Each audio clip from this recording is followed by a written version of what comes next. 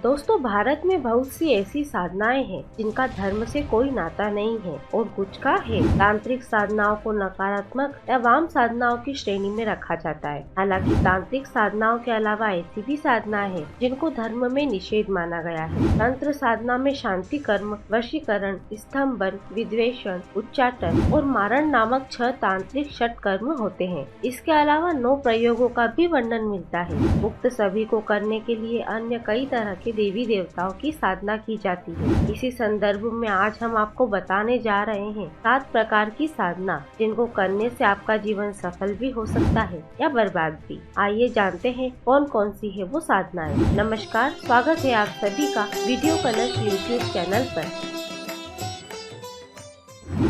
दोस्तों, गुप्त नवरात्र के दौरान कई साधक महाविद्या यानी तंत्र साधना के लिए 10 महाविद्या काली, तारा, त्रिपुर सुंदरी, भुवनेश्वरी, छिन्नमस्ता, त्रिपुर भैरवी, धूमावती, पगलामुखी, मातंगी और कमला देवी की पूजा करते हैं। सभी की पूजा के अलग अलग लाभ और महत्व है। इनमें से किसी एक की साधना करने से देवी प्रसन्न होकर साधक को अपनी शक्ति देती है और उसकी सभी मनोकामना पूर्ण करती है। शास्त्रों के अनुसार इन 10 महाविद्या में से किसी एक की नित्य पूजा अर्चना करने से लंबे समय से चली आ रही बीमारी, भूत प्रेत, अकारण ही मान हानि, बुरी घटनाएं, ग्रह कलह, शनि का बुरा प्रभाव, बेरोजगारी, तनाव आदि सभी तरह के संकट तत्काल ही समाप्त हो जाते हैं और व्यक्ति परम सुख और शांति पाता है। दोस्तों, पिशाची देवी ही पिशाचनी साधना की अधिष्ठात्री देवी है। ये हमारे हृदय चक्र की देवी है। इसे बहुत ही खतरनाक तरह की साधना माना जाता है। पिशाचनी साधना में कर्ण पिशाचनी, काम पिशाचनी आदि प्रमुख है। किसी भी एक पिशाचनी की साधना करने के बाद व्यक्ति को चमत्कारिक सिद्धि प्राप्त हो जाती है।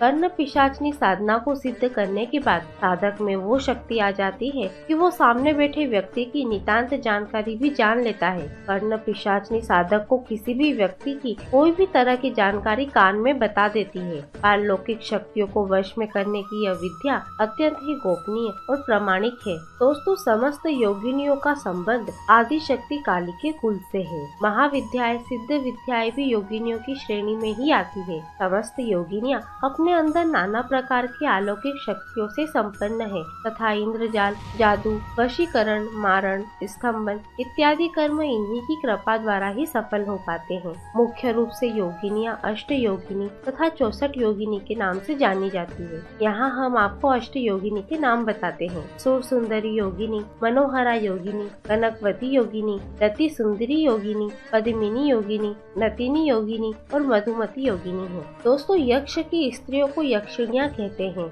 ये भूमि में गड़े हुए खजाने आदि के रक्षक है, इसीलिए इन्हें निधिपति भी कहा जाता है। ये भी कई प्रकार के होते हैं। देहधारी होते हुए भी सूक्ष्म रूप से युक्त होकर जहाँ चाहे वहाँ विचरण कर सकते हैं। इनका प्रमुख कर्म धन से संबंधित है। ये गुप्त धन या निधियों की रक्षा करते हैं तथा समृद्धि, वैभव, राजपाट के स्वामी हैं। आदिकाल से ही मनुष्य धन से संपन्न होने हेतु अपने धन की रक्षा हेतु यक्षों की आराधना करते आए हैं। तंत्रों के अनुसार रति प्रिया यक्षिणी साधक से संतुष्ट होने पर 25 स्वर्ण मुद्राएं प्रदान करती है। इसी तरह सुसुंदरी यक्षिणी धन तथा संपत्ति सहित पूर्णायु, अनुरागिनी यक्षिणी 1000 स्वर्ण मुद्राएं, जलवासिनी यक्षिणी भिन्न प्रकार के नाना रत्न, वटमासिनी यक्षिणी नाना प्रकार के आभूषण तथा वस्त्र प्रदान करती है। दोस्तों, हिंदू धर्म शास्त्रों के अनुसार अप्सरा देवलोक में रहने वाली अनुपम, अति सुंदर, अनेक कलाओं में दक्ष, तेजस्वी और अलौकिक दिव्य स्त्री है।